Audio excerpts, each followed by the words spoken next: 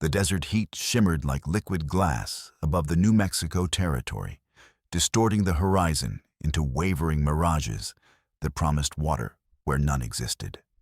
Eleanora Delaney's freight wagon lurched to a violent halt as the rear axle snapped with the sound of breaking bones, leaving her stranded on the endless prairie with nothing but alkali dust and the weight of 2 months' grief for company.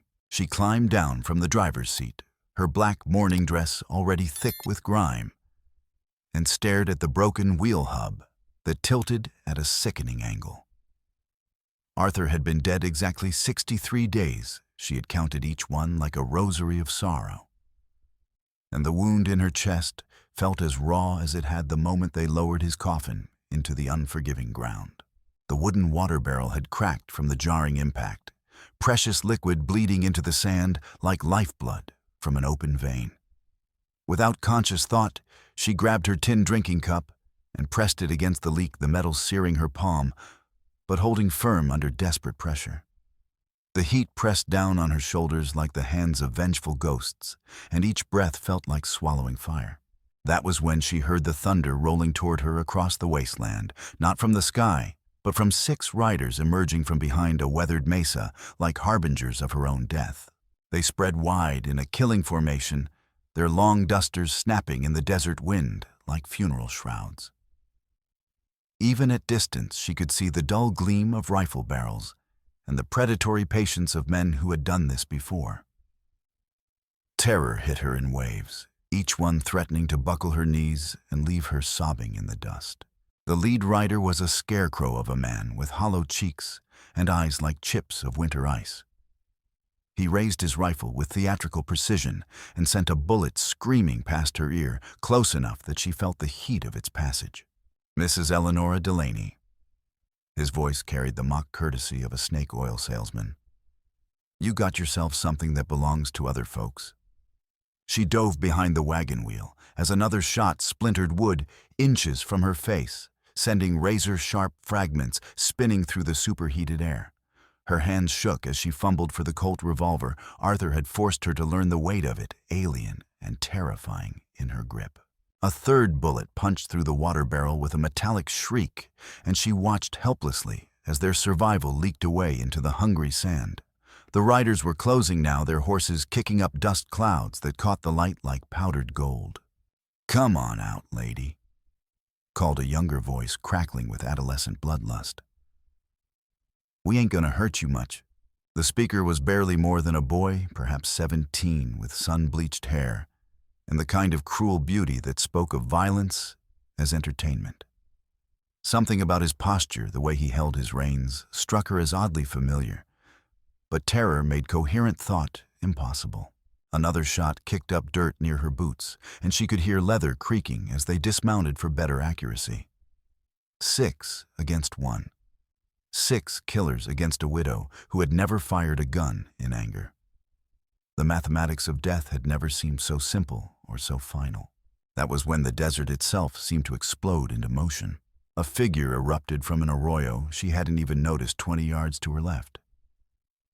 A man in buckskin pants and white cotton shirt who moved with the fluid deadliness of a hunting cat.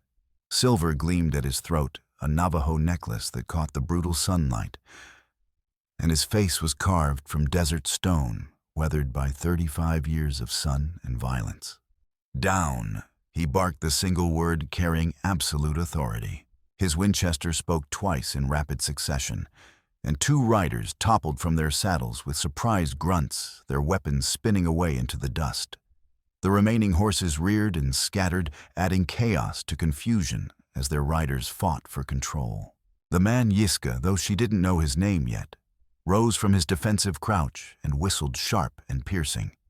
From somewhere behind the attackers came an answering call, and a paint mare charged through their ranks like an avenging spirit, hooves flashing, forcing them to choose between their mission and their lives. "Goddamn Indian," snarled the skeletal leader, swinging his rifle toward this unexpected threat. "Should have minded your own business." The bullet took Yiska high in the left shoulder, spinning him halfway around and painting his white shirt crimson. He grunted a sound of irritation rather than pain, and worked his rifle's lever with practiced economy. 3 shots followed each, placed with surgical precision, not to kill, Eleonora realized, with growing amazement. To wound and demoralize. A bullet through the leader's gun hand that sent his weapon flying. Another that shattered the young gunman's wrist, drawing a scream of pain and rage. The third creased a horse's flank, sending mount and rider tumbling into a patch of barrel cactus. "Whoever's paying your wages." Yiska called out, his voice steady despite the blood soaking his shirt. "It ain't worth dying for." Thunder rumbled from the western mountains, real thunder this time, promising the kind of desert storm that could drown a man as easily as kill him with thirst.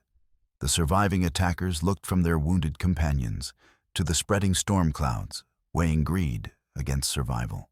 Survival won. They gathered their injured and rode hard for the southern mesas, leaving dust and curses in their wake. Yiska waited until they vanished into heat shimmer before lowering his rifle. He walked to her with economical steps, favoring his wounded shoulder, but showing no other weakness. Up close, she could see eyes like polished obsidian, filled with old sorrows and hard-won wisdom. "You hurt?" he asked, kneeling to examine her desperate patch on the water barrel. "No, Her voice cracked like drought-parched earth. "Thank you. I thought they were going to kill me." They were. His honesty was brutal and somehow comforting. Men like that don't make social calls. He studied the broken axle, then the gathering storm. "Can you ride?" "I don't understand." "Storm's coming fast. This wagon's finished, and those men will be back with reinforcements once they lick their wounds and work up fresh courage." His whistle brought the paint mare trotting over intelligent eyes, assessing the situation. "Town's 3 miles. We can beat the rain if we leave now." She looked at her scattered possessions, at the precious documents that represented everything she had left of Arthur, at the steady stream of water still bleeding from the barrel, despite her tin cup's desperate seal. "My husband's papers," she said. "I can't leave them." He was already gathering her document case and traveling bag. "These what you need?" She nodded, still clutching the cup that had become both tool and talisman. Something in his manner, the calm competence, the lack of questions, made her trust this stranger who had materialized from the desert, like an answer to a prayer she hadn't known she was praying. "What's your name?" she asked as he helped her mount behind him. "Yiska." He turned the horse toward town as the first fat raindrops began to fall. "And you're Mrs. Delaney, Arthur's widow." The fact that he knew her dead husband's name should have alarmed her. Instead, it brought unexpected comfort. In this vast wilderness, connections mattered more than silver or water or blood. "You knew Arthur, traded horses with him. Good man, fair dealer." He urged the mare into a ground-eating lope as the storm opened above them. Said, if trouble came looking for his wife, I should see she got what was coming to her. Rain hit them like bullets of ice, soaking through their clothes and turning the desert into a muddy chaos of flash floods and lightning.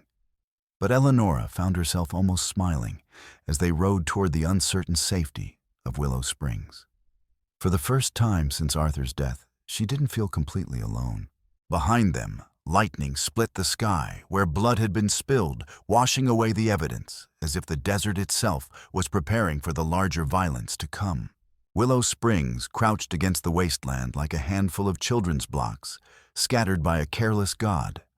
False front buildings lined the single main street, the Silver Dollar Saloon with its perpetually swinging batwing doors, Henderson's Mercantile competing for space with Murphy's Livery, and a small adobe schoolhouse sitting at the town's edge like civilization's last desperate gesture. Yiska guided the paint mare through muddy streets, while miners and drifters watched their arrival with suspicious eyes. Their gazes lingered on his silver necklace and the eagle feather tucked behind his ears, not decoration, but a mark of military service earned in blood and betrayal. Today, facing unknown dangers, he wore it as both shield and declaration. Eleonora felt the stares burning into her back. Her red scarf had come loose during their wild ride, revealing the gold locket at her throat, and mud coated her mourning dress until she looked more refugee than respectable widow. But she kept her spine straight and met each curious glance with the dignity Arthur had always admired in her. "I've been talk about your husband," Yiska said quietly as they approached the hotel. "About how he died." Arthur fell inspecting the mine shaft. Sheriff said the support timbers rotted from spring flooding. The words tasted like ashes in her mouth, rehearsed lies she had told herself, until they almost sounded true. An accident. Accidents happen. His tone held careful neutrality. Some just get more help than others. Before she could respond, a man in a black coat emerged from a building marked E. Pike Physician. Dr. Edwin Pike was perhaps 45, with graying hair and the steady hands of someone who had stitched too many gunshot wounds to count. He took one look at the blood soaking Yiska's shirt and gestured urgently. "Inside, both of you. That shoulder needs tending before infection sets in." A woman approached from the schoolhouse, tall, auburn-haired Abigail Hart, whose intelligent brown eyes cataloged every detail of their bedraggled appearance. Behind her came Walter Hennessy, a weathered farmer, whose calloused hands spoke of decades fighting the desert for survival. "I heard shooting on the prairie," Walter said simply. "You folks run into Hartwell's boys." The three townspeople exchanged meaningful glances at Yiska's nod. Dr. Pike began cleaning the bullet wound with professional efficiency, while Abigail pressed a cup of cool water into Eleonora's trembling hands. "You're Arthur Delaney's widow," Abigail said. Not a question, a statement of recognition and something deeper. Sympathy, perhaps, or solidarity. "I've come to sell the Crow Wing load and return east." Eleonora sipped the water, realizing she hadn't drunk anything since dawn. "This country has taken enough from me." Walter snorted the sound devoid of humor. "Not everyone wants to see that claim sold, ma'am. And not everyone wants to see it stay in your hands neither. You're caught between two kinds of greed, and both got teeth that bite deep." "What do you mean?" she asked, though dread was already crawling up her spine. "It ain't about the silver," Yiska said, testing the movement in his bandaged shoulder. "It's about the water." He pointed through the window toward a line of cottonwoods marking a stream's course. "Willow Spring. Only reliable water for 50 miles. Your husband's claim sits right on the headwaters, and Lucian Hartwell wants it." Abigail added, her voice tight with controlled fury. "Every drop for his mining operation." Eleonora had heard that name whispered in conversations that died when she entered rooms. Arthur mentioned him in his letters. Said he was a successful businessman, successful at buying judges and killing competitors. Dr. Pike said grimly, "Your husband was asking questions about ore weights shipping manifests, about why the numbers didn't add up." The implications hit her like a physical blow. Arthur had always been meticulous, with figures obsessive about honesty in business. If he had discovered fraud, you think they murdered him for what he found? "I think," Walter said carefully, "that Lucian Hartwell don't leave loose ends. And you being here makes you the loosest end of all." Through the window, she could see men approaching with the measured step of an official delegation. They wore the neat clothes of professional killers rather than honest workers, and moved with coordinated precision. "Sheriff Hale." Abigail said, her face draining of color. "He does whatever Hartwell tells him to do." The lead man was perhaps 40, with pale eyes and the soft build of someone who preferred intimidation to actual violence. But his companions looked hard, and competent hands never straying far from their weapons. Mrs. Delaney, Hale called through the door. "Need to discuss that trouble on the Prairie Road. Official business." "What trouble?" Dr. Pike responded smoothly. "Lady had wagon problems, nothing more. 6 men got shot today. 2 dead, 4 wounded, all claiming they were helping a distressed traveler." Hale's voice carried artificial authority. That's murder in my jurisdiction. Yiska stood slowly, testing his balance. Men were shooting at a defenseless woman. I defended her. That's not murder, that's justice. Self-defense, you say. Hale's smile was winter cold. Funny thing, Indian. Got a witness says you shot first unprovoked. What witness? Abigail demanded. Reliable witness. That's all you need to know. Hale gestured to his deputies. Yiska, you're under arrest. Come peaceful and maybe nobody else gets hurt. The silence stretched taut as a bowstring. Walter's hand drifted toward his shotgun, while Dr. Pike positioned himself protectively near Eleonora. Abigail's fists clenched at her sides, but Yiska raised his hand slowly. I'll come, he said quietly. But I want everyone to remember what really happened out there, and why it happened. As the deputies moved to shackle him, Yiska met Eleonora's eyes one final time. Your eyes hold a strength that makes a man remember there's still good worth fighting for in this world.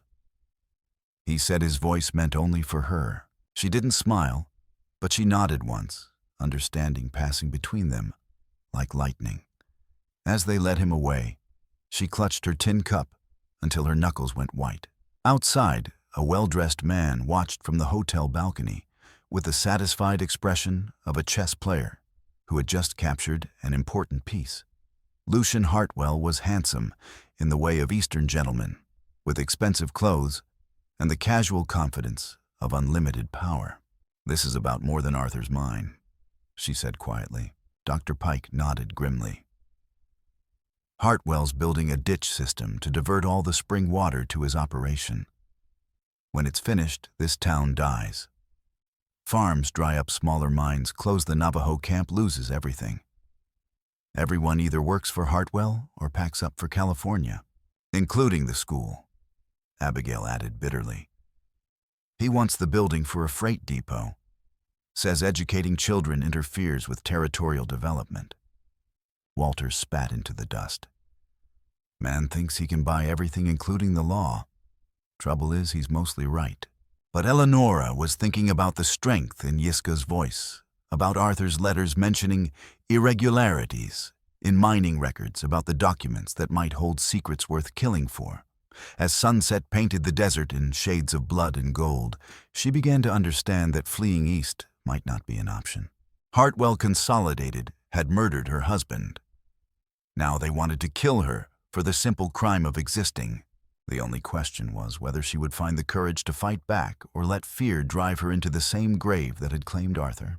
The hotel's safe had been built to withstand Apache raids and flash floods, but it offered no protection against a corrupt sheriff with duplicate keys and orders to eliminate inconvenient evidence.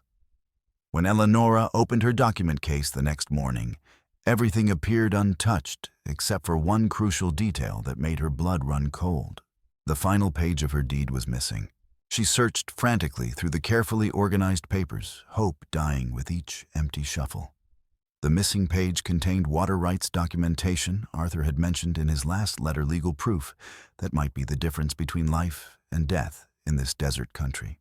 Looking for something particular, Mrs. Delaney. The voice belonged to a stringy man with grease-stained hair and rotting teeth. He stood in the lobby with two companions, all wearing the trail dust that marked them as professional killers. The speaker, she would learn his name, was Greasy Pete. Held up a folded paper with theatrical concern. Found this blowing around outside. Looks important, all them legal words and fancy seals. She recognized her deed page immediately, but forced herself to remain calm.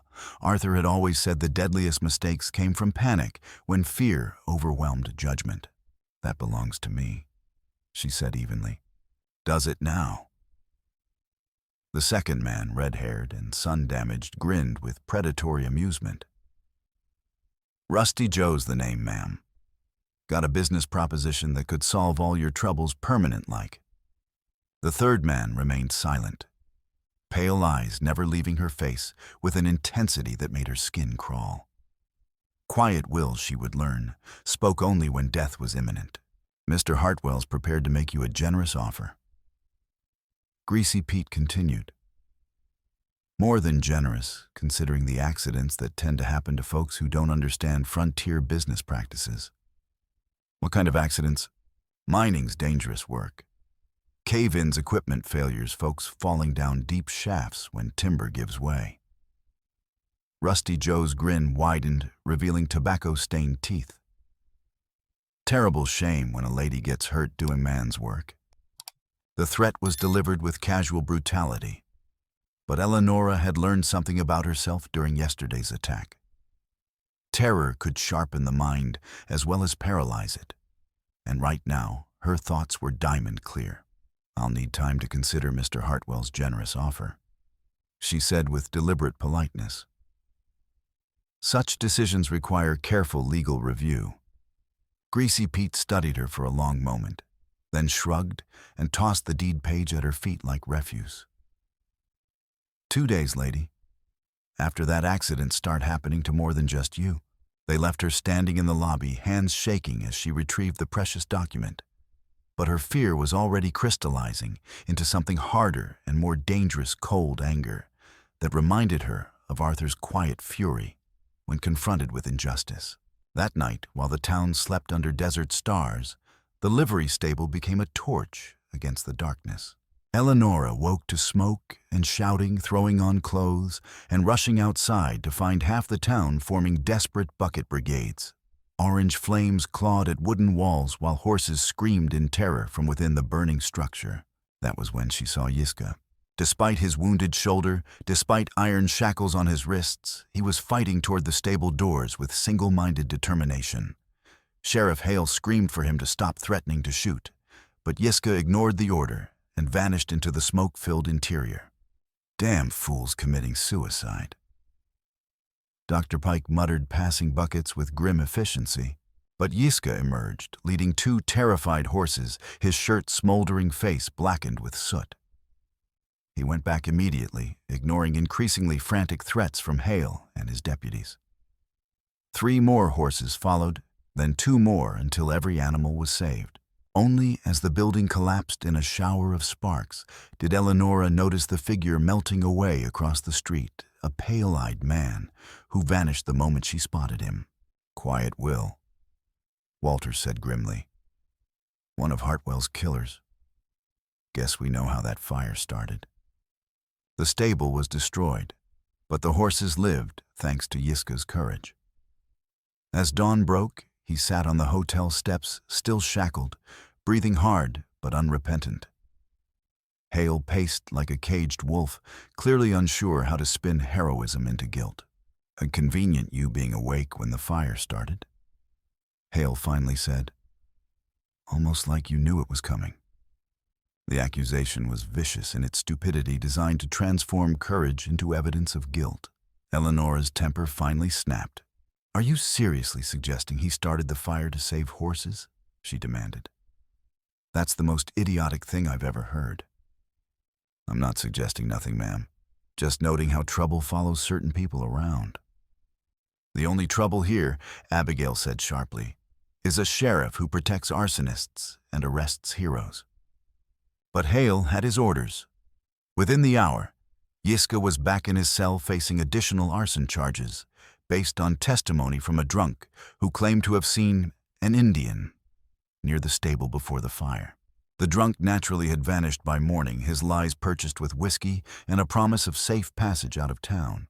As evening fell, Eleonora stood outside the jail, listening to the sound of Yiska moving restlessly in his stone cell. The walls were thick, but desperation carried in the desert air. They'll come again, he said quietly. Next time in daylight, when they can see to finish the job properly. Why did you save me? She asked, pressing close to the barred window. You don't owe me anything. The pause stretched long enough that she wondered if he would answer. When he spoke, his voice carried the weight of old grief. My mother died of thirst when I was 12. Worst drought anyone remembered, and the stream feeding our camp ran dry because a mining company dammed it upstream for their operation. His words painted pictures she didn't want to see: a boy watching his mother weaken carrying water in a cup, just like hers, fighting the desert's merciless arithmetic.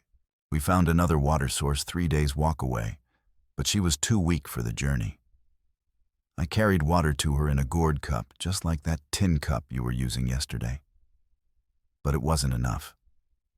She died holding that cup, and her last words were about water connecting all living things. The revelation hit her like a physical blow. No wonder he had risked everything for a stranger. In her desperate fight to save their water, he had seen his mother's last moments played out again. Water is life. He continued, voice barely audible. Life is worth fighting for, especially when the odds look impossible. What are our odds now? Hartwell's got 8 professional killers plus Hale and his deputies. Town's got maybe 10 men willing to fight, half with families to protect. Your deed might be legal, but legal don't mean much when the other side owns the guns and the law. She pressed her forehead against cool stone, feeling Arthur's expectations warring with simple survival instinct. She could sell and run saving herself, but condemning the town. Or fight and almost certainly die, but perhaps give others a chance. There might be another way, she said slowly. Arthur was careful, methodical. If I could find what he really left behind. Then find it fast, Yiska replied. Tomorrow morning, Hale's taking me to Santa Fe. Once I'm gone, there won't be anyone watching your back when they come. Thunder rumbled in the western mountains, promising another storm. But this time, Eleonora thought grimly, rain might not wash away the blood that was coming. She gripped her tin cup tighter and began planning the most desperate gamble of her life. The jail transfer never happened, thanks to Walter Hennessy's talent for creative accidents and perfect timing. The overturned freight wagon blocked Main Street like a fallen tree, its contents grain sacks, tools, canned goods scattered in artful chaos. Walter stood beside the wreckage, wearing an expression of baffled innocence that wouldn't have fooled a child. Our darndest thing, Sheriff, he said as Hale approached with his shackled prisoner. Wheel came clean off. Horse spooked at something, maybe a sidewinder or a jackrabbit, and jerked the whole rig sideways before I could control him. Hale's pale eyes narrowed with suspicion. Mighty convenient timing, Hennessy. We can't control when accidents happen any more than I can control the weather. But I sure could use help cleaning this mess before folks complain about not getting through town. A crowd was already gathering: miners, shopkeepers, children. They moved with practiced efficiency, forming human chains to clear the scattered goods. In the organized confusion of 20 people working at cross purposes, Yiska simply vanished. One moment he stood between 2 deputies, iron shackles glinting in morning sunlight. The next he had melted into the crowd like smoke on wind. Eleonora, watching from her window, saw him slip between hanging laundry and duck through Henderson's back door with liquid grace. Where'd he go? Hale screamed authority, cracking like ice. Search every building, find him. Greasy Pete drew his gun and fired wildly at shadows near the saloon. The bullet shattered a window, sending glass spinning like deadly snow. One fragment opened a line across Yiska's forearm as he sprinted for better cover, but barely slowed him. Abigail Hart appeared with a flour sack ostensibly for bread making. As Rusty Joe charged past in pursuit, she accidentally tore it open, creating a white cloud that blinded the gunman and sent him stumbling into the nearest water trough. Oh dear, she called with exaggerated concern. How clumsy of me. By the time confusion cleared, Yiska had vanished completely. Hale's men ransacked every building, but the Navajo scout knew how to use terrain and shadow. He had learned stealth in a hard school where mistakes meant death. He was already 5 miles out, riding double with Eleonora on a borrowed horse when the search parties gave up. Where are we going? She asked as they climbed into rocky foothills following a narrow trail between towering sandstone formations. Willow Gap. Yiska replied, guiding their mount up increasingly treacherous terrain. Need to see the spring itself, understand what we're really fighting for. The gap was a natural corridor, carved by millennia of patient water walls rising over 100 feet, like ancient fortress battlements. Basalt columns stood like dark sentry surfaces, polished by wind and flash floods, while petroglyphs marked the passage of earlier peoples who had recognized this place as sacred. At the gap's heart, Willow Spring emerged from living rock in crystal pools that mirrored the sky. The water was sweet and cold, fed by deep aquifers that reached into the earth's bones. Cottonwoods lined the bank's leaves, whispering desert secrets to the wind. Eleonora had expected something grander, a rushing river perhaps, or dramatic falls. Instead, she found quiet, miracle life-giving water rising from stone to sustain everything that lived in this harsh landscape. "Oh, doesn't look like much," she said, dismounting near the largest pool. "Most important things don't," Yiska replied, kneeling beside the water with reverent care. "But this feeds every farm, every well, every living thing for 50 miles. Take it away, and everything dies." They rested in cottonwood shade while he explained Hartwell's plan with military precision. The mining magnate intended to build ditches diverting the entire flow to his operation, legally justified by territorial development laws, favoring industrial use over agriculture or traditional water rights. "What about prior claims?" she asked. "Surely people here first have legal protection." Yiska's laugh was bitter. "Lady, out here, legal protection comes from whoever's got the most guns and deepest pockets. Hartwell's got territorial politicians in his vest pocket, judges who owe him favors enough money to buy whatever laws need writing." Hoofbeats echoed off canyon walls, interrupting their conversation. 4 riders approached at a gallop, dust clouds marking their passage. A young gunman led the charge with bloodthirsty enthusiasm, the same boy from yesterday's attack, she realized. Behind him rode 3 hardened killers she didn't recognize.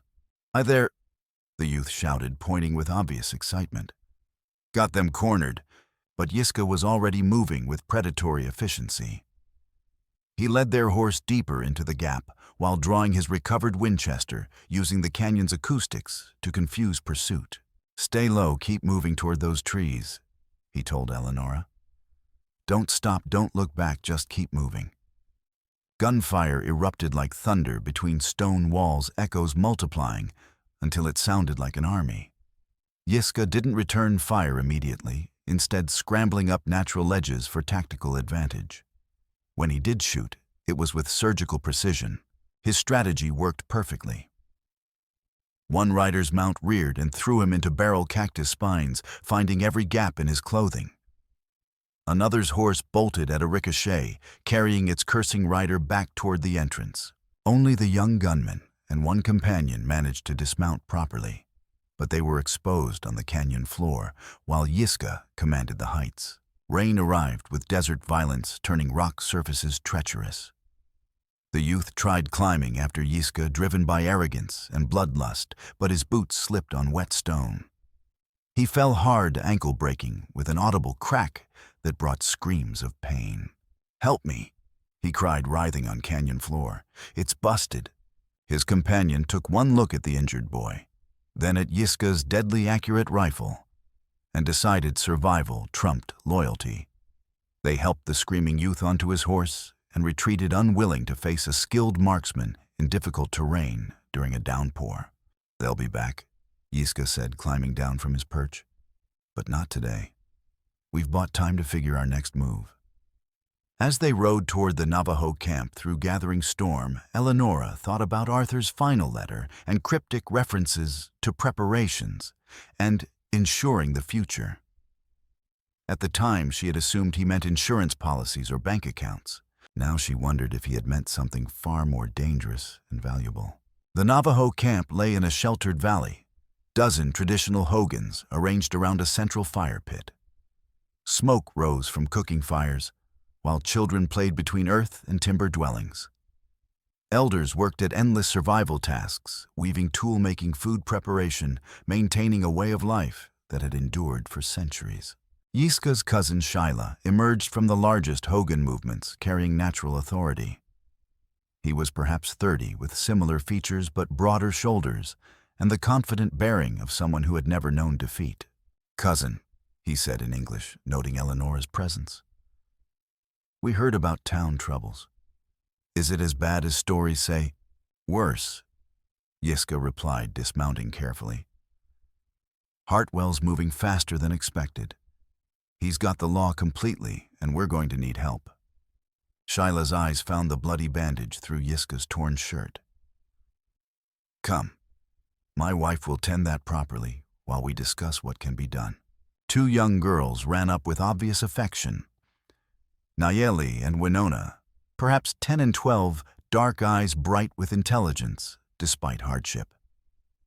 Orphans taken in after their parents died in a cavalry raid, they had learned to find joy despite loss.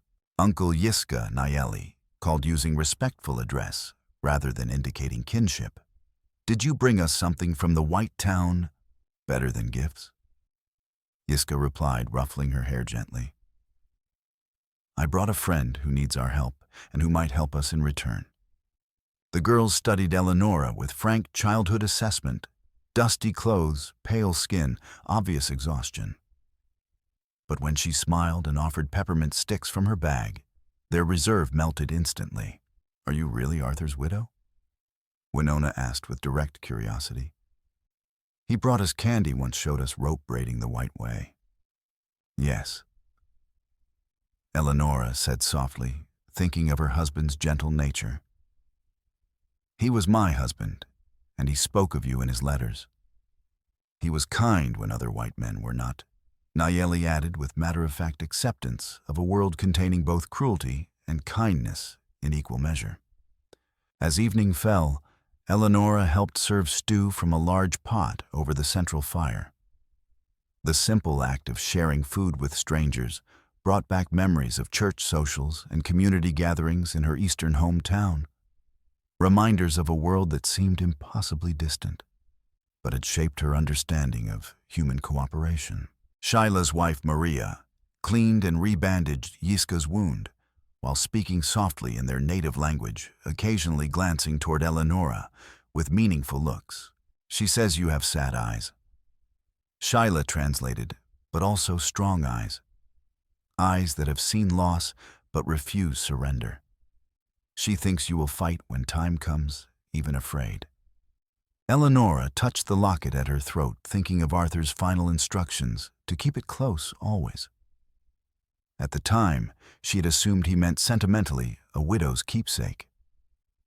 But Arthur had been practical, not given to romantic gestures without purpose. "Shyla," she said, suddenly struck by inspiration.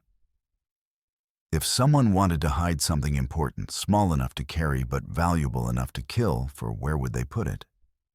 The man considered her question seriously, intelligent eyes studying her face for meaning. "Somewhere safe, but not obviously so. Somewhere enemies wouldn't think to look, but friends would understand significance." His gaze fell on her locket, and her heart skipped with sudden understanding. "You have a key," he said simply. "Perhaps time to find what it opens." As the fire burned low and camp settled into sleep, Eleonora lay awake, staring at desert stars. Tomorrow would bring fresh dangers, new challenges, quite possibly death. But tonight, surrounded by people who had accepted her, despite their own precarious circumstances, she felt something missing since Arthur's funeral. Hope. And tomorrow she would find what Arthur had left her for the war that was coming. The key was smaller than a baby's fingernail, hidden behind Arthur's miniature photograph in her locket with masterful cunning. She discovered it while cleaning the portrait, trying to remove persistent dust that had worked behind the glass during their desperate flight. The mechanism gave way, with a soft click that seemed impossibly loud in the schoolhouse's morning quiet, revealing a compartment so small and perfectly crafted it was nearly invisible. Inside lay the brass key, tarnished but functional, clearly designed for something specific and vital. Arthur always was clever with his hands, Dr. Pike observed, studying the ingenious hiding place. made this himself, probably working by candlelight so no one would see. They had returned before dawn, slipping through back alleys to reach the schoolhouse's relative safety. Abigail had welcomed them with coffee and worried questions about Yiska's wound. But what does it open? Eleonora asked, frustration warring with hope. We've searched Arthur's room, examined his effects. There's nothing requiring such a small key. No, not everything, Abigail said quietly, walking to the corner where the children's Bible rested on its wooden stand. Arthur donated this last spring. Said every child deserved to learn reading from the good book. The Bible was leather-bound and well-worn pages soft from countless small hands. But as Abigail opened it carefully, Eleonora saw that someone had modified the binding with craftsman's precision. A compartment had been carved into the wooden support board, covered with a brass plate secured by a lock so tiny it was almost invisible. Arthur's key fit perfectly. Inside lay folded documents that made her breath catch as she read official seals and territorial signatures. A complete water rights survey signed by the territorial surveyor and witnessed by Abigail Hart and Dr. Pike, establishing legal ownership that changed everything. Dear God, she whispered, hands trembling. According to the legal description, Arthur hadn't merely owned the Crow Wing lode, he had secretly purchased the entire Willow Spring watershed, including all surface and subsurface water rights for the complete drainage basin. Hartwell's proposed ditch would be outright theft, punishable by territorial courts and federal marshals.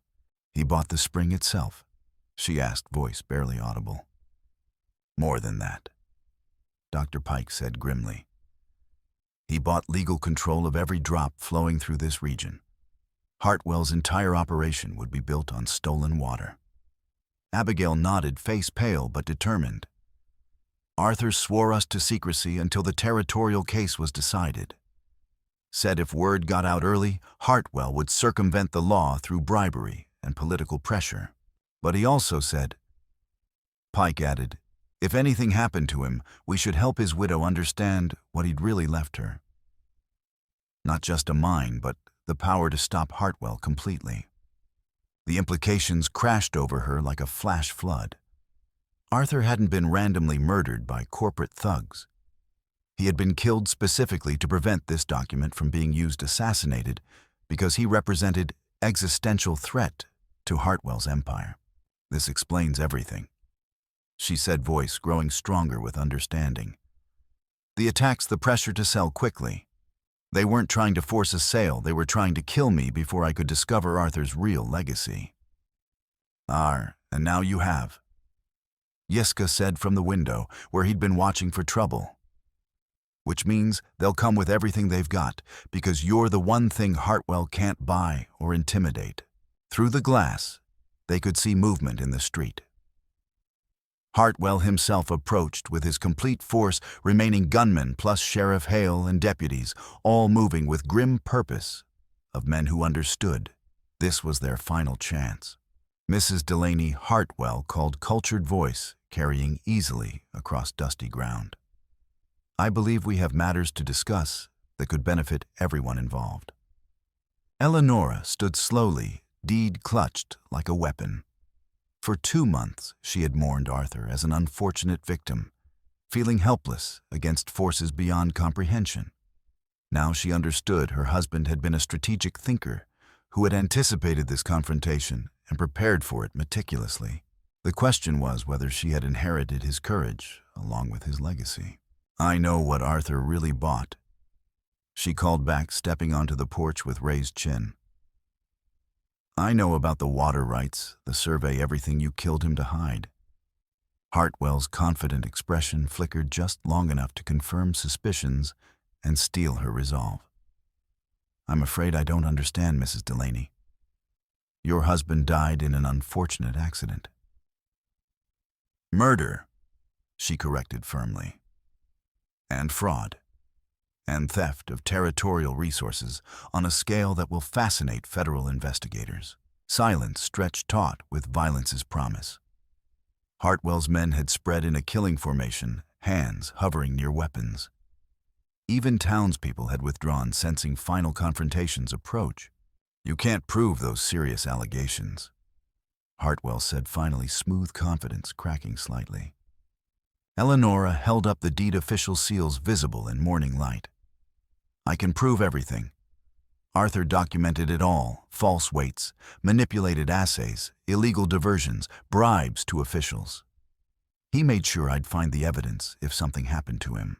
It was calculated bluff, based on partial truth and desperate hope. But she could see uncertainty creeping into Hartwell's pale eyes, sense his risk calculation shifting toward desperation. Even if such documents existed, he said carefully, they would hardly matter now. The territorial legislature has approved my water application through proper channels. The ditch is legitimate, authorized by law. Based on fraudulent surveys and purchased officials, she replied without hesitation. The territorial court will be very interested when I present everything in Santa Fe. Hartwell studied her for a long moment, measuring resolve and calculating odds. Finally, he nodded to his men with weary resignation of someone whose careful plans were unraveling. I'm afraid this conversation is over, Mrs. Delaney.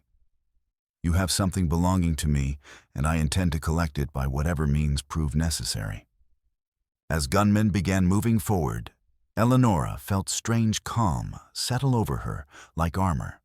She thought of Arthur's trust in her judgment, of Yiska's faith in her strength of children, who would suffer if Hartwell succeeded. I won't sell, she said loudly, voice carrying to every corner of the square. Not the mine, not the water rights, not my husband's memory. If you want to fight, Mr. Hartwell, you'll have one. The declaration ignited conflict, like spark in tinder. There would be no more negotiations, no more intimidation attempts. Hartwell had revealed his true nature, and Eleonora had chosen to stand, regardless of personal cost. Now they would discover who was prepared to pay the ultimate price for control of Willow Spring. The war for water had begun in earnest. The territorial clerk's office had weathered Apache raids and flash floods, but it couldn't withstand carefully placed bribes, and political pressure money could buy in unlimited quantities. The eminent domain papers arrived on the morning stage, bearing official seals and signatures of judges whose debts Hartwell had quietly assumed. Walter read the legal notice to the gathered crowd, weathered hands shaking with rage and disbelief. By order of the territorial court, all water rights pertaining to Willow Spring are hereby transferred to Hartwell Consolidated Mines for public good and territorial development. Public good, hell, someone muttered, voicing everyone's thoughts. The documents granted Hartwell sweeping authority power to close the school, evict farmers whose wells might interfere, relocate the Navajo camp to reservation lands 50 miles east, where the government could control their movements. All residents had 1 week to comply or face arrest for trespassing. This is completely illegal, Abigail protested, clutching her own papers. I sent detailed reports to the territorial marshal explaining everything. The case is under federal review. Sheriff Hale smiled with cold satisfaction. Funny thing about that telegraph system, Miss Hart. Lines have been down for emergency repairs.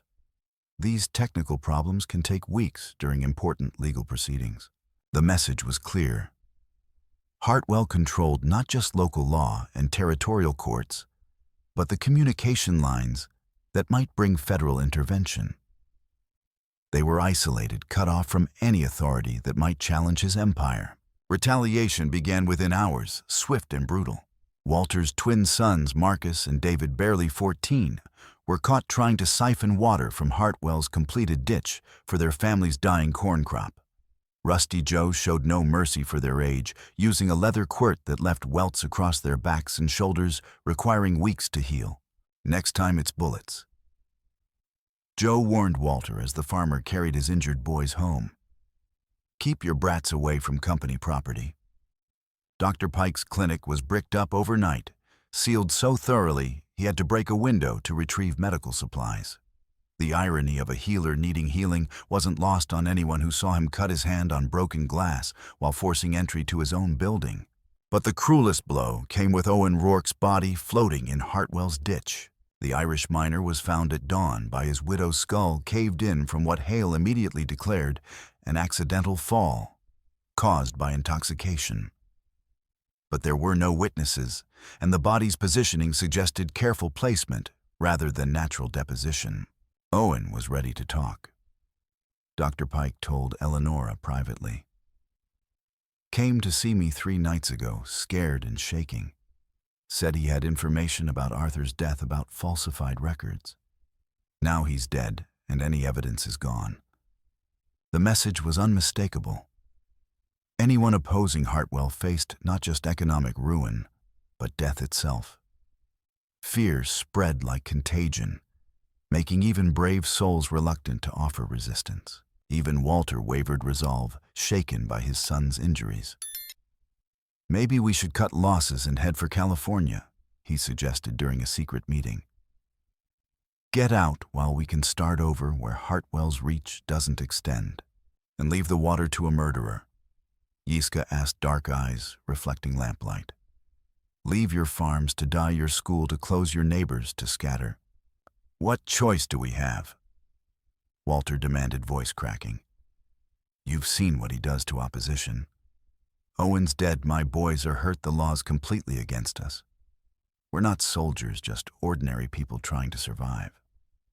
Eleonora sat quietly through the argument, fingers working at her locket while considering Arthur's legacy and her moral obligations. She understood Walter's fear because she shared it, felt it clawing at her chest whenever she contemplated what lay ahead. Dr. Pike, she said, suddenly struck by important memory. You mentioned Arthur trusted Yiska, considered him a friend whose word carried weight. That's right. They conducted several transactions over 2 years. Arthur always said Yiska was the most honest man he'd ever met, regardless of race, that his handshake was worth more than most men's contracts. But how did that trust develop? How did they first meet? Pike frowned, searching memory for significant details. Horse trading mostly. Yiska had excellent stock, hardy animals bred for desert conditions, and Arthur needed reliable mounts for mining operations in rough country. But there was more than simple commerce. Arthur spoke of him with genuine respect, treated him as an equal. Eleonora nodded slowly, puzzle pieces falling into place. Arthur had been a careful planner, someone who anticipated problems and prepared for contingencies others might overlook. If he had trusted Yiska enough for regular business, there might be more to their relationship. Yiska, she said carefully, meeting his dark eyes.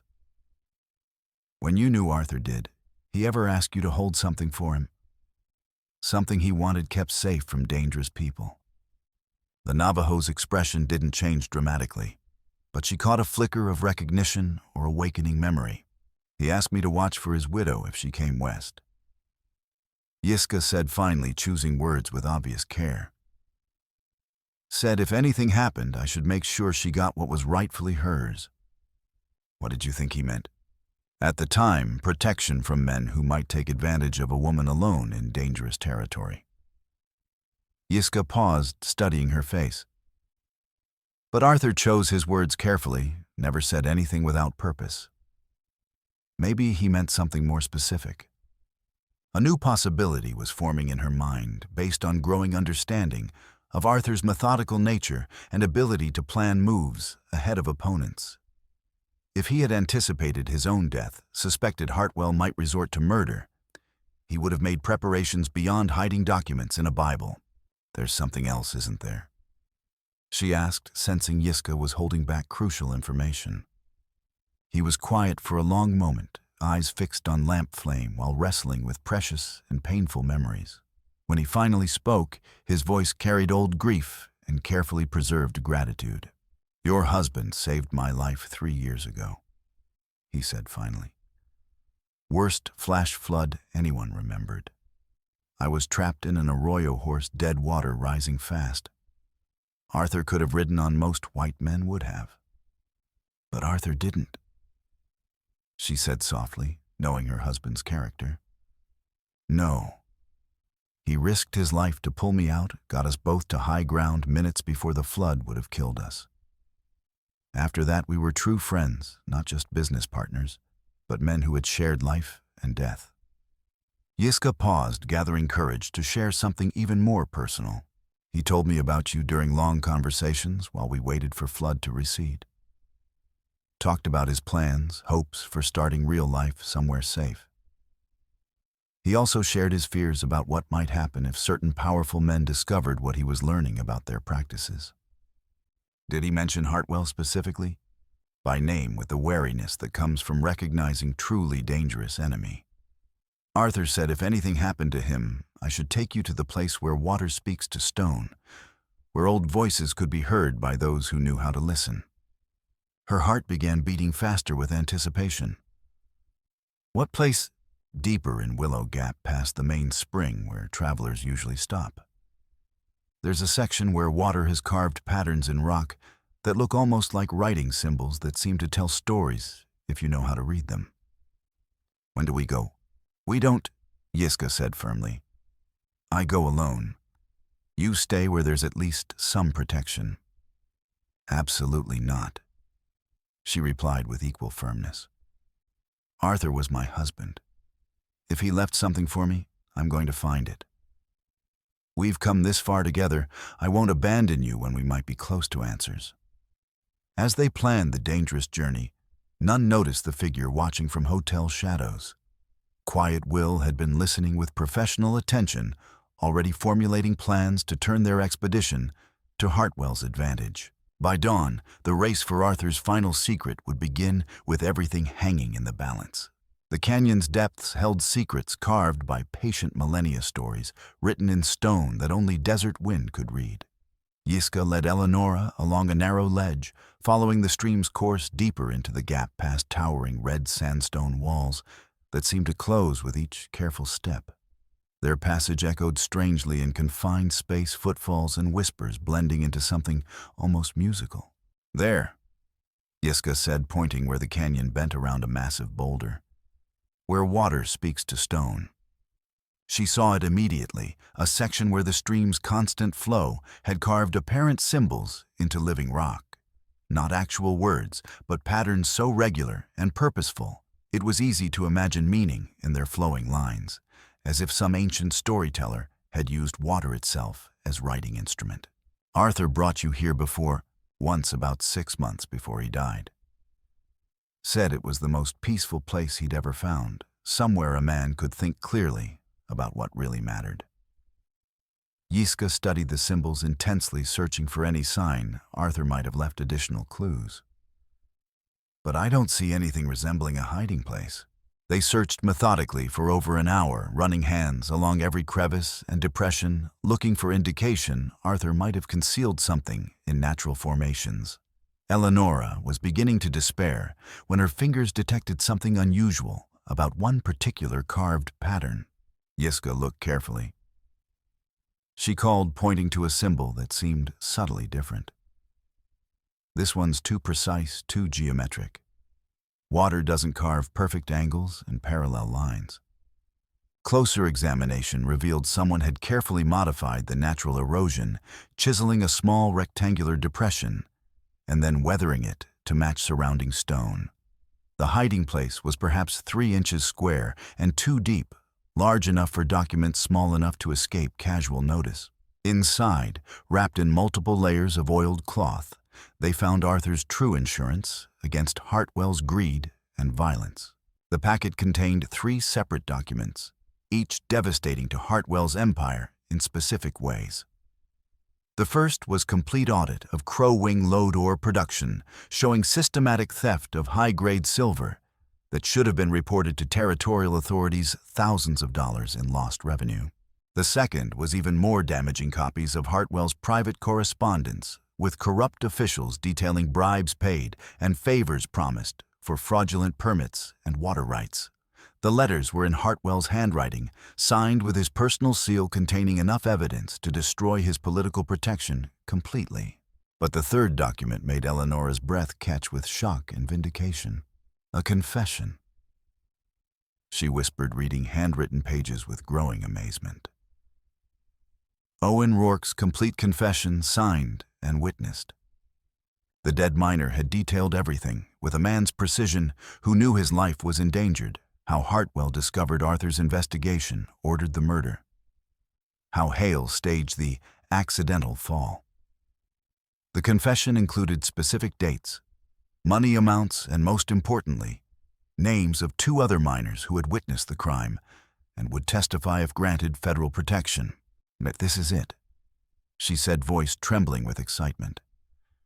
Enough evidence to destroy Hartwell, completely expose everything, and see him hanged for Arthur's murder. But even as she spoke, hoofbeats echoed through the canyon like approaching thunder. Hartwell's men had finally tracked them down, and this time there would be no easy escape from the narrow confines. "How many?" Yiska asked, checking his Winchester's ammunition. She peered cautiously around the bend. "5 that I can see. Maybe more hidden above. They're spreading to block both ends, cutting off retreat." They were trapped in a natural corridor with walls too steep to climb, and no cover except scattered boulders and the small cottonwood grove near the stream. Worse, their horses grazed in plain sight near the entrance, making it obvious someone was exploring the depths. "Delaney?" Greasy Pete's voice echoed off stone walls with false friendliness. "We know you're in there. Come out peaceful and maybe we can work something out." "What kind of arrangement?" she called back, playing for time while Yiska studied canyon walls for escape routes. "The kind where you hand over them papers and we let you ride out alive. Mr. Hartwell's feeling generous today." But Yiska was already shaking his head with certainty of someone who had dealt with such men before. "They can't let us live. We know too much, and they can't risk us reaching territorial authorities." "Then what do we do?" He was studying the walls with calculating eye of someone who had spent years reading terrain for tactical advantage. "There's a way out," he said finally. "But it's dangerous as hell, and you'll have to trust me completely." "I've trusted you from the beginning," she replied without hesitation. "Not stopping now." What followed was the most terrifying experience of Eleanor's life. Yiska led her up a series of nearly invisible handholds in the canyon wall, climbing toward a narrow ledge running along the cliff face 30 feet above the stream. The rock was wet from seepage, making every grip treacherous, and one slip meant fatal fall onto stones below. Behind them, they could hear Hartwell's men entering the canyon with confident voices of hunters who believed their prey was cornered. Greasy Pete led the advance rifle ready, while Rusty Joe and Buckskin covered flanks with professional competence. Hatchet Harry brought up the rear signature weapon, gleaming in filtered sunlight. Tracks led this way. Buckskin called voice, drifting up from canyon floor. Fresh prints in mud, recent disturbance of rock patterns. Eleonora pressed herself against stone, trying to become invisible, as gunmen passed directly beneath their precarious hiding place. The precious documents were tucked securely inside her dress, but she could feel them crackling with every breath, every slight movement that might betray their position. That was when Quiet Will appeared on the opposite ledge. The pale-eyed killer had climbed from the other side with same stealth Yiska had demonstrated. He stood perhaps 20 feet away, across the narrow gap revolver already drawn, and aimed with deadly precision at Yiska's chest. "Well, well," he said softly, voice carrying easily in thin air. "Look what we got here. Couple of rats trying to climb out of their trap." Yiska's rifle was slung across his back, impossible to reach, without exposing himself to Quiet Will's inevitable shot. But as the gunman took a careful step forward to improve his angle, loose rock shifted under his boots, forcing him to grab desperately for handhold to maintain balance. In that instant of distraction, Yiska moved with predatory grace. He launched himself sideways along the ledge, using momentum and desperation to carry him toward a cluster of boulders offering better cover. Quiet Will's shot echoed like thunder between canyon walls, bullet-chipping stone inches from Yiska's head and sending fragments spinning into the void. The gunfire brought other searchers, running voices raised in excitement as they tried to locate the source. But the canyon's acoustics worked against them, making it difficult to pinpoint exactly where their quarry had taken refuge. "Up there," Hatchet, Harry shouted, pointing toward the ledges. On the rock shelves, we got them pinned. More shots followed, ricocheting wildly off stone walls and filling air with deadly fragments. Eleonora scrambled toward better cover, while Yiska returned fire with careful precision, each shot calculated to wound and demoralize rather than kill outright. But they remained outnumbered and trapped with limited ammunition and no clear escape route. It seemed only a matter of time before superior numbers would overwhelm their desperate resistance. That was when salvation arrived from unexpected direction. Rifle fire from the canyon rim announced reinforcements, but not the kind Hartwell had expected. Shyla and 4 other Navajo warriors had taken positions on the heights' military surplus weapons, providing deadly accurate covering fire that transformed the tactical situation completely. And this way, Shyla called down an English voice, carrying over battle chaos. Horses are ready, and we have clear path to safety. Under cover of diversionary attack from above, Yiska and Eleonora made their escape through a narrow side canyon, leading back toward relative safety. Behind them, Hartwell's surviving men retreated in disorder, unwilling to face skilled marksmen who held commanding heights and knew terrain intimately. But as they rode hard toward the Navajo camp with Arthur's precious evidence secure, she knew their troubles were far from over. They had proof needed to destroy Hartwell's empire, but they also faced a man who would stop at nothing to retrieve those documents and eliminate witnesses who could testify against him. The final confrontation was coming, and this time there would be no retreat for either side. The war for Willow Spring was about to reach its climax in blood and gunpowder, and the ancient justice of the desert itself. The powder kegs arrived at dawn like harbingers of the end times, hauled in a reinforced wagon under guard of every killer Hartwell could hire or coerce.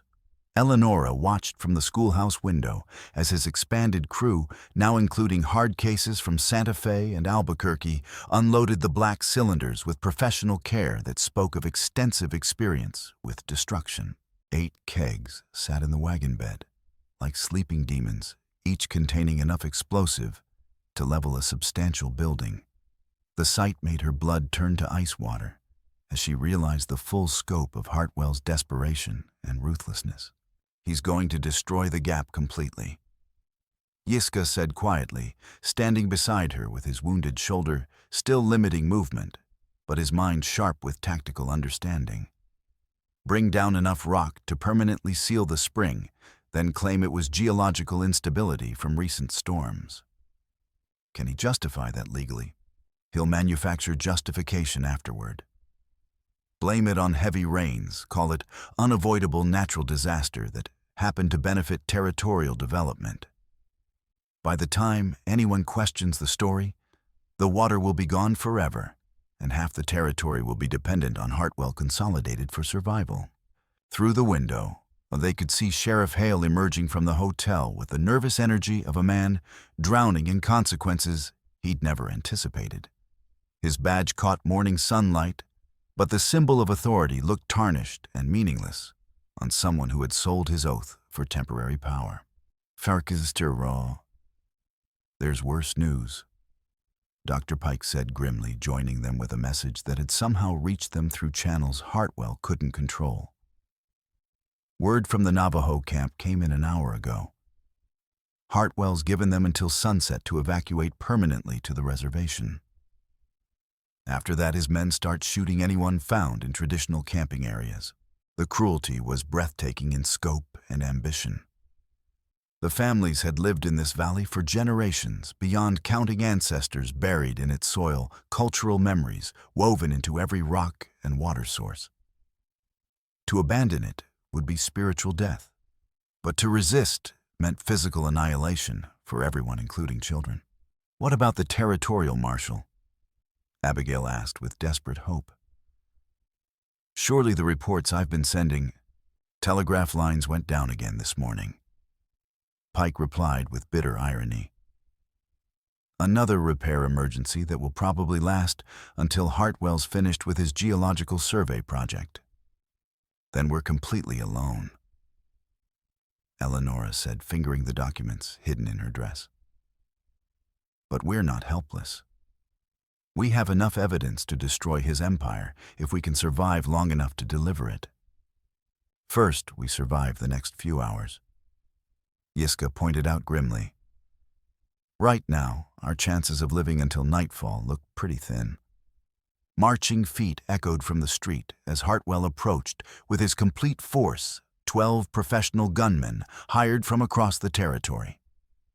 Sheriff Hale and his remaining deputies, plus a dozen laborers recruited to handle explosives with promises of generous payment and threats of violent consequences for refusal.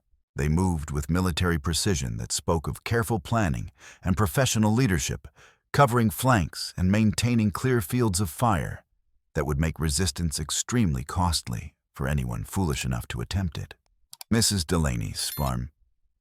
Hartwell called out, cultured voice carrying clearly through morning air with familiar tone of reasonable authority. I believe this unfortunate situation has continued quite long enough. You have certain items that rightfully belong to me, and I intend to collect them before any more unnecessary violence occurs. Eleonora stepped onto the schoolhouse porch, morning breeze stirring her dark hair as she faced the man who had murdered her husband and threatened an entire community. She had abandoned morning dress days ago for practical clothing, wool pants, cotton shirt, sturdy boots, suitable for the hard work of survival and resistance. The transformation seemed to have changed her from grieving widow to determined fighter, someone who had found strength in the crucible of loss and injustice. I have evidence of your crimes. She called back, voice steady and clear. Murder, systematic fraud, theft of territorial resources on a scale that will shock federal investigators when they learn the full extent of your criminal enterprise, even if such evidence existed. Hartwell replied with smooth confidence. It would hardly matter at this point. I have complete legal authority to develop this water source for territorial good.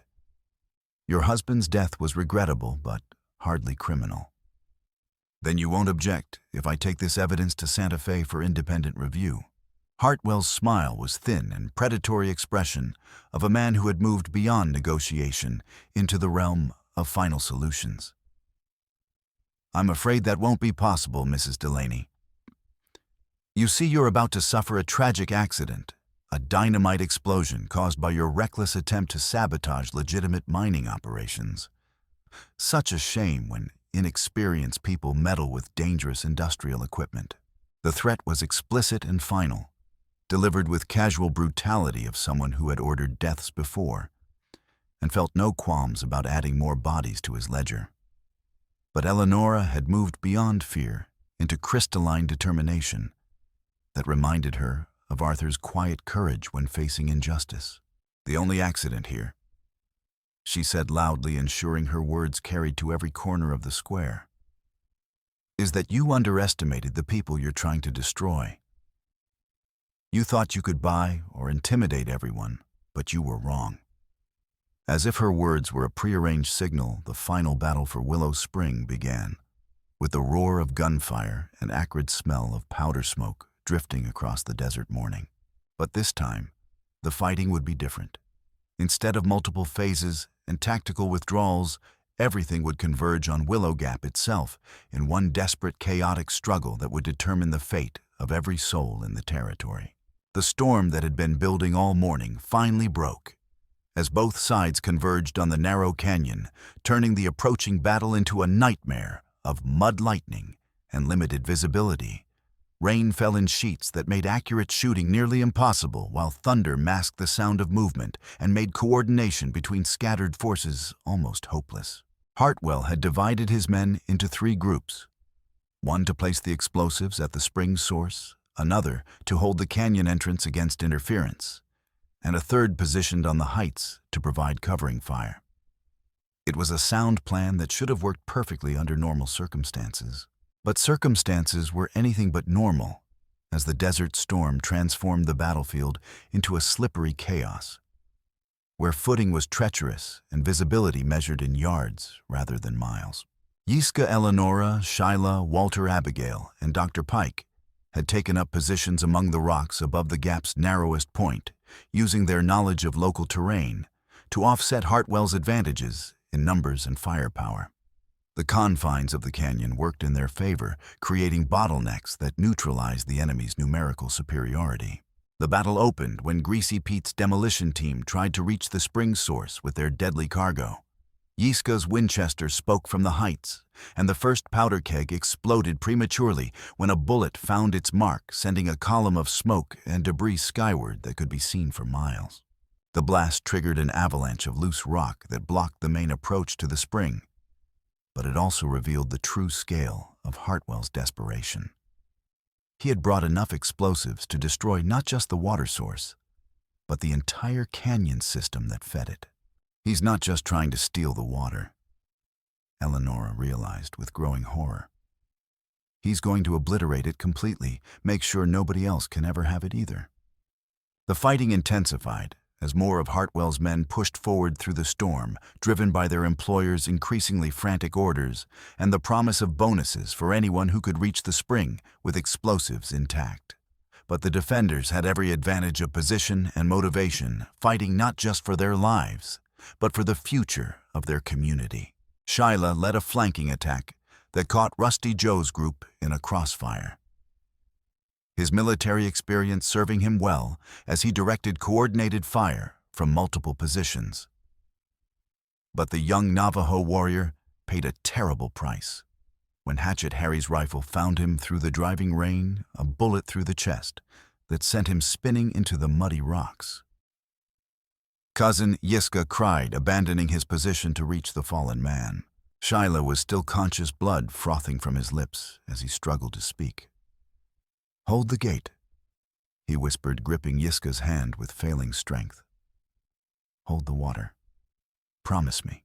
"I promise," Yiska replied, taking his cousin's rifle as the light faded from the younger man's eyes. The loss of their leader might have broken the defenders' spirit, but instead it seemed to galvanize them into even more determined resistance. Walter, despite his age and lack of military experience, charged Buckskin's position with a fury that spoke of a father's rage over his injured sons. The two men grappled in the mud, while their weapons lay forgotten, fighting with hands and teeth like animals. Dr. Pike, abandoning his physician's oath for the duration of the battle, proved surprisingly effective with a rifle. His steady hands and precise mind serving him well as he picked off targets with surgical accuracy. Each shot was carefully aimed, conserving ammunition while maximizing damage to the enemy's morale and capability. But it was Abigail Hart who provided the battle's most shocking moment.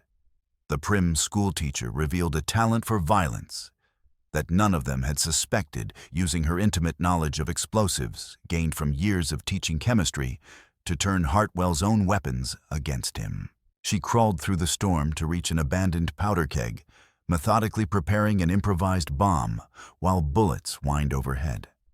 When Quiet Will tried to stop her, she faced the killer with a calmness that was more terrifying than any display of emotion. "You're about to learn what happens," she said quietly, "when you threaten children." The explosion that followed eliminated Quiet Will and 3 of his companions, while sending a clear message to the surviving attackers that they faced opponents who would stop at nothing to protect what mattered most to them. Meanwhile, Eleonora found herself separated from the main group, pinned down near the spring itself by 2 of Hartwell's men, who had managed to reach their objective, despite the fierce resistance. One was the young gunman she had noticed during earlier encounters, barely more than a boy, but with the cold eyes of someone who had killed before and enjoyed it. "There she is," the youth called to his companion, raising his rifle with obvious eagerness. "The widow woman, Mr. Hartwell, wants her alive if possible, but dead works just as well." But as he took aim, something extraordinary happened. The older gunman, a grizzled veteran named Santos, suddenly lowered his weapon and stepped between the boy and his intended target. "That's enough, kid," Santos said firmly. "We came here to steal water, not murder women. I got daughters back home, and I ain't gonna be part of this. You gone soft, old man." The youth snarled, swinging his rifle toward Santos instead. "Mr. Hartwell pays good money for results, not conscience. Maybe so, Santos replied calmly. But some things matter more than money. The confrontation revealed something that none of them had anticipated. Even among Hartwell's hired killers, there were men who retained some shred of human decency. But it also revealed something else, something that would change everything about how Eleonora understood the forces arrayed against them. As the young gunman prepared to shoot Santos for his betrayal, he screamed words that cut through the storm like lightning. "You can't stop me. I'm his son. I'm Jonathan Hartwell, and this is my birthright." The revelation hit Eleonora like a physical blow. Coyote Kid, the most vicious and unpredictable of their enemies, was Hartwell's own illegitimate son, a young man desperate to prove himself worthy of his father's acknowledgement through acts of increasing brutality. But the family drama was interrupted by the arrival of Lucian Hartwell himself, who had finally abandoned his position of relative safety to personally oversee the operation that would secure his empire or destroy it completely. "Enough!" he roared, his cultured veneer finally cracking to reveal the savage beneath.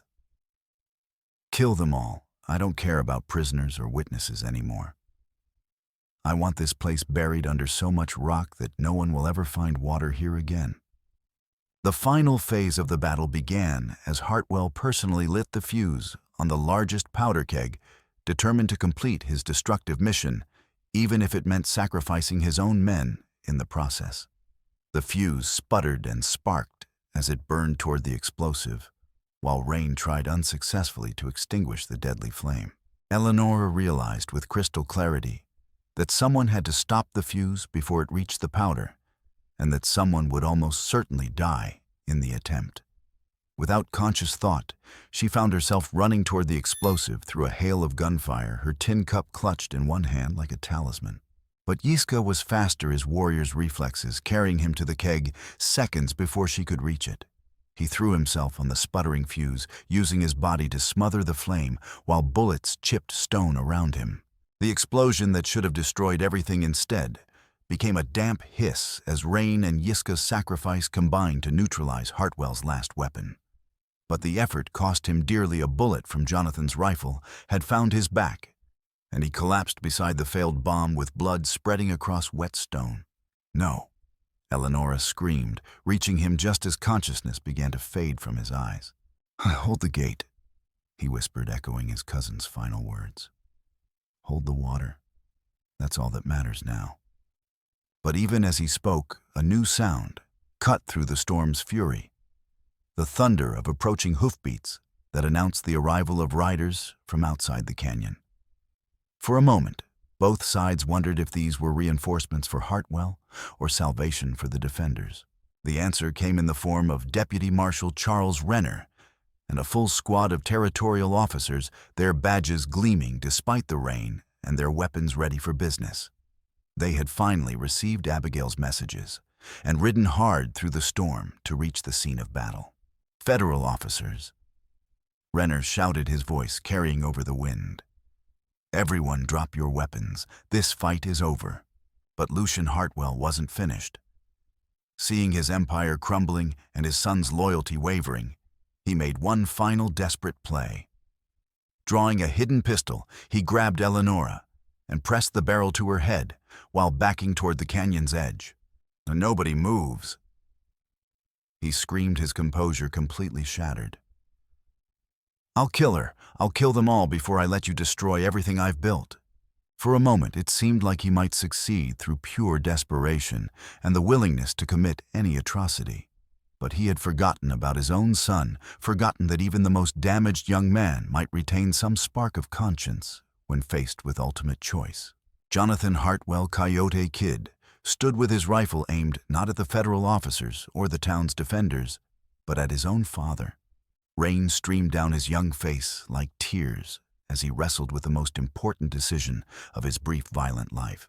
"Let her go, Pa," he said quietly, his voice carrying despite the storm. "You done enough killing. You done enough hurting. Time to stop." "You don't understand, boy." Hartwell raged, tightening his grip on Eleonora. "This is our future, our legacy. Everything I've done has been for you. "No," Jonathan replied, his aim never wavering. "Everything you've done has been for you, and I'm tired of carrying the weight of it." The shot that followed was clean and precise, taking Lucian Hartwell through the shoulder and spinning him away from Eleonora. He fell hard against the canyon wall, his weapon spinning away into the darkness, while he clutched his wounded arm and stared in shock at the son who had finally found the courage to defy him. Deputy Marshal Renner and his men quickly secured the scene, taking Hartwell and his surviving followers into custody, while Dr. Pike tended to the wounded. The battle for Willow Spring was finally over, but the cost had been higher than anyone had anticipated. Shiloh was dead, his body carried gently from the canyon by his fellow warriors. Several townspeople had been wounded, though none fatally. And Yiska lay unconscious, his breathing shallow but steady as Pike worked to save the man who had saved them all. But the water still flowed clear and sweet and life-giving, just as it had for centuries before human greed had threatened its course. And in that eternal flow, Eleonora found the strength to believe that Arthur's sacrifice and Shiloh's and all the pain they had endured had not been in vain. The sun broke through the storm clouds as the last of Hartwell's men were led away, in shackles painting the desert in shades of gold and promise. The war for water was over, and the forces of justice had prevailed. But the work of building a lasting peace was only beginning. 3 days after the battle, Yiska opened his eyes in Dr. Pike's clinic to find Eleonora sitting beside his bed, her tin cup filled with clear spring water, and her face showing the exhaustion of someone who had refused to leave his side during the long struggle for his life. "The water still flows," she said simply, offering him a drink from the cup that had become a symbol of their shared struggle. He accepted it gratefully, wincing as the movement pulled at his bandaged wounds. "And the people, safe, all of them. Hartwell and his men are in federal custody facing charges that will keep them behind bars for the rest of their lives. The territorial court has upheld Arthur's water rights, and the federal government is sending investigators to review every mining permit issued in the last 5 years." "What about the boy, Jonathan?" Eleonora's expression grew thoughtful. "He testified against his father, provided evidence that sealed the case against Hartwell Consolidated. Deputy Marshal Renner says he'll probably get a reduced sentence in exchange for his cooperation. Maybe time to grow into the man he could be instead of the killer his father tried to make him." They sat in comfortable silence for a while, listening to the sound of water flowing past the clinic windows and the voices of children playing in the street outside. The town was healing, rebuilding, looking toward a future that suddenly seemed possible again. "There's something else," Eleonora said, eventually pulling out the legal documents that had started their entire struggle. "I've been working with Abigail and Deputy Marshal Renner on a new water management system. Something that will prevent anyone else from ever controlling the spring the way Hartwell tried to do. What she described was revolutionary for its time. A comprehensive association that would manage Willow Spring according to principles of equity and sustainability, rather than individual profit. The charter allocated water rights among different user groups, with equal representation on a governing board. Homesteaders and farmers would receive guaranteed allocations for domestic use and irrigation, with priority during droughts. The Navajo community would have formal recognition of their historical claims, with sufficient flow for traditional needs and cultural practices. Mining operations could purchase water at reasonable rates, but only after domestic and agricultural needs were met. "It's not perfect," she admitted. "Nothing involving human beings ever is. But it's fair and it's sustainable, and it ensures that water remains a source of life rather than a cause of death." Yiska nodded slowly, understanding the wisdom in her approach. "Arthur would be proud," he said simply. "You've taken his vision and made it something even better." As autumn came to the territory and the immediate crisis faded into memory life, and Willow Springs settled into new patterns shaped by recent upheaval, but grounded in ancient principles of cooperation and mutual aid. The Water Association's charter was signed by representatives from all three communities, creating the first truly cooperative resource management system in the territorial Southwest. Abigail reopened the school with expanded enrollment, welcoming Navajo children, alongside settler families in the territory's first integrated educational institution. Walter repaired his irrigation systems with volunteer help from both communities, ensuring successful harvest despite the summer's violence. Dr. Pike found himself treating routine injuries and common ailments instead of gunshot wounds and violence-related trauma. A change that served as daily reminder that communities could choose cooperation over conflict when leadership pointed toward justice rather than greed. Deputy Marshal Renner established a permanent federal office in Willow Springs, creating ongoing presence that would deter future corruption, while providing legal recourse for disputes the Water Association couldn't resolve internally.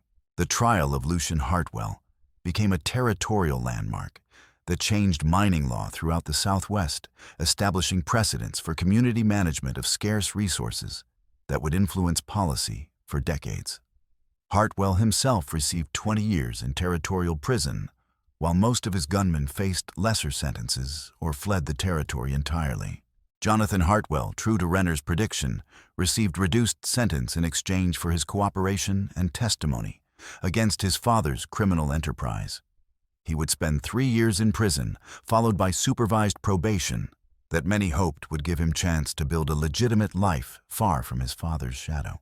But perhaps the most significant change was the relationship that had developed between two communities that had once viewed each other with suspicion and mistrust. The shared struggle against Hartwell's greed had forged bonds that transcended race and culture, creating foundation for cooperation that would endure long after the immediate crisis was forgotten. On a clear morning in late October, Eleonora and Yiska stood together beside the stone gate that controlled water flow through their community's lifeline.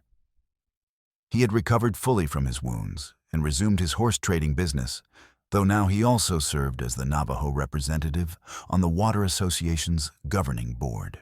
She had used part of her mining profits to build a small house near the spring, close enough to monitor the water system, but far enough from town to provide the peace she needed to process everything that had happened. The tin cup that had saved her life during that first desperate encounter now held a place of honor on her mantelpiece, reminder of how much could change in a few short months. Any regrets? Yiska asked, watching the sun rise over desert mountains that seemed less harsh and forbidding than they had during the summer's violence. About staying, about fighting. She considered the question seriously. No. Arthur wanted me to have choices, and I chose to honor his memory by building something lasting. Something that would protect people instead of exploiting them. And personally, about not returning east to your family. She smiled, thinking of the letters from her sister urging her to come home to leave this uncivilized wilderness for the safety and respectability of Eastern society. This is home now.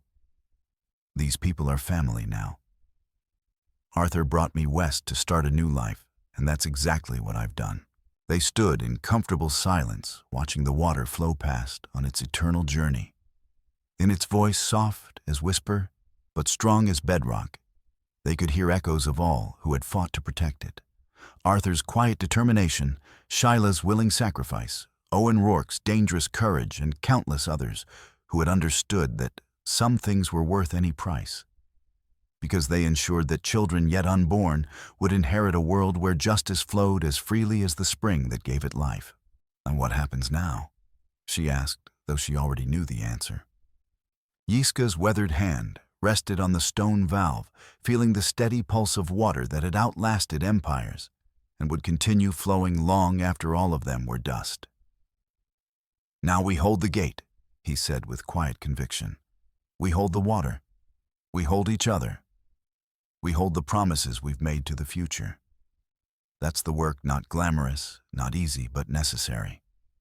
When visitors to Willow Springs asked what had finally defeated the powerful Hartwell Consolidated Mining Company, Walter Hennessy would gesture toward the water gate, where Yiska and Eleonora could often be seen discussing the day's business or simply enjoying the sound of flowing water.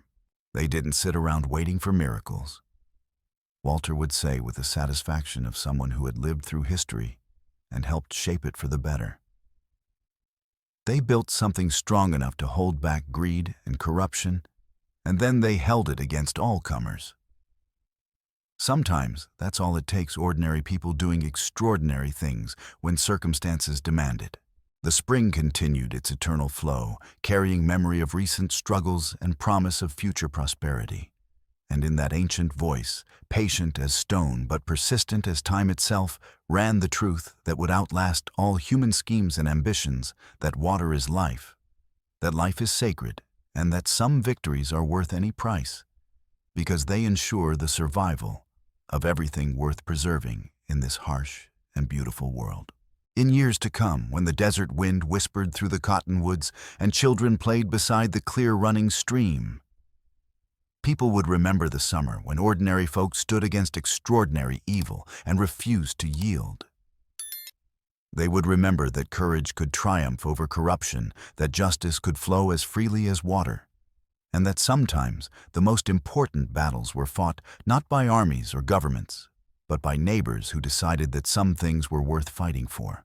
And they would remember that in the end, the gate held, the water flowed, and the desert bloomed with the promise of better days ahead.